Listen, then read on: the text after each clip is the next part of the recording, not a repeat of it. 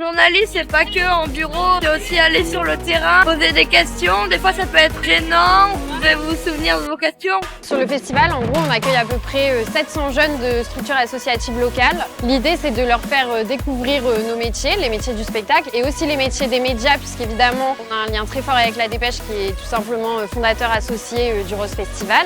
Et donc, on publie tous les jours le journal du festival.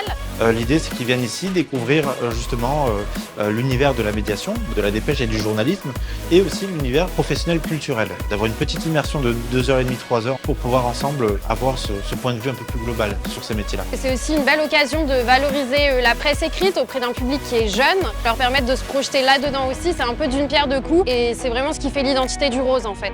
Je dirais que c'est un public quand même qui pose parfois même les meilleures questions. Les voir moi avec le sourire au coin des lèvres, c'est un grand bonheur. La Dépêche, coproducteur du Rose Festival, c'est une super association avec Big Flo et Oli, avec Bleu Citron et Samuel Capu. On est très fiers, très heureux d'être là, ça représente beaucoup de choses pour nous. La Dépêche, on permet à des jeunes qui sont là dans le festival, ils vont être des journalistes d'un jour, ils vont écrire le journal du festival et qu'on va diffuser sur le festival. Les jeunes sont nos lecteurs sur nos sites, sur les réseaux sociaux.